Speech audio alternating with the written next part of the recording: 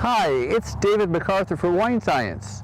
It's June 22nd, 2019, and we're here in the Okanagan Valley. That's the geographical indication according to the BC VQA system.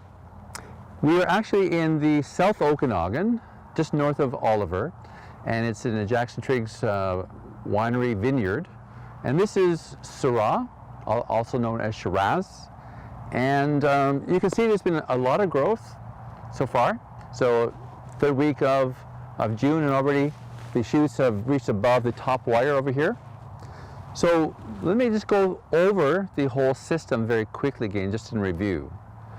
So this is a bilateral cordon spur renewal system, which is typical for the bilateral cordon. Shiraz or Syrah. Down here we have a microjet irrigation system, so it'll spray the water out just in about 30 to 45 centimeter radius to catch the root zone, the drip zone here. And when it goes down to the soil, the roots should be most active in the zone where most of the water is dropping. This is the main trunk here of the Shiraz, and down here we have a graft union with a North American rootstock, and it's grafted onto the Shiraz to help protect it against the root louse, also known as phylloxera. This insect can kill this plant if that rootstock wasn't on. Now you might be noticing already it's quite a full canopy. I mentioned also there's some wires here. There's double wire here, and double wire here. There's double wire here, and even down here. And then with the bilateral cordon, just down here, there's one more wire that's helping to support the permanent branch, the cordon, on this side and also on this side. There's the cordon here. You can see, if you can see it, it's quite a rough, thickened branch, much more mature and older than we have with the double GO system, where the mother cane might be only a year and a half old before it's pruned away. This one's kept indefinitely. Now, on each of those cordons, there's spurs, and those spurs had buds, compound buds, that were used to regenerate the canopy this spring, summer already.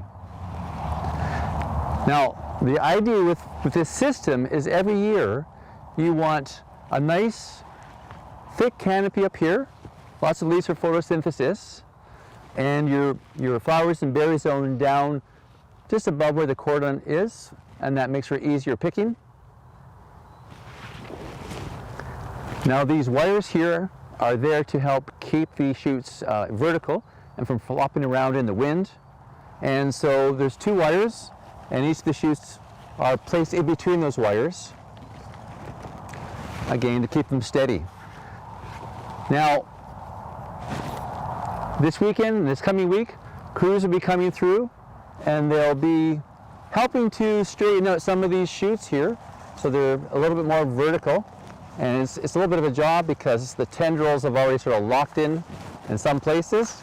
But here, for example, they might take this vertical shoot, which is bent a little bit, and they want to move it over, and like that. And this one here, also they'll want to break some of those tendrils and bring it into a more vertical position, like so. You can see how tall those shoots are. And once they've done this, someone will come along with a tractor and a hedger, and all those shoots that are sticking up about almost a meter above this top wire here will get trimmed down. So there's unnecessary growth, and they want to stop that growth now. And they want, now that the berries have set, they want to begin for the sugars to all go down to the berries as much as possible, and maybe to these canes here to ripen them for the fall and winter. So they don't really want any more growth up there. The grapevine would like to do that. That's its natural tendency. But down here, you may be able to see already that there's quite a few berries that have set from the flowers that were here before. And I can still see down here, I can still see a few clusters. This one down here, very low, it's still in the flowering stage.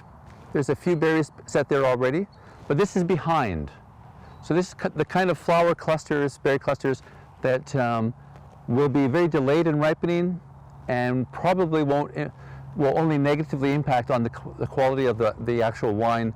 So this cluster was down here, and when you compare it to a cluster like this, it's much farther behind, and it will take longer to ripen.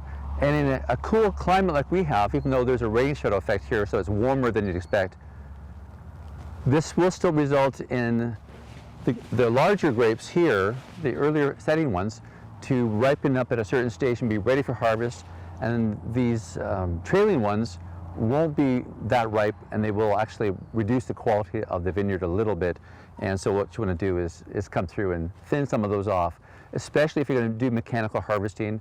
You want to get rid of them so that the mechanical harvester doesn't throw underripe grapes in with the rest of the ripe grapes. If it's hand picking, you might just leave these behind, but probably better still to just take them off now, so the sugars aren't going here at all. They're going to finishing these berries over here, ripening the canes, helping set the flower primordia and the buds in August for next year, and basically maintain the shoot canopy.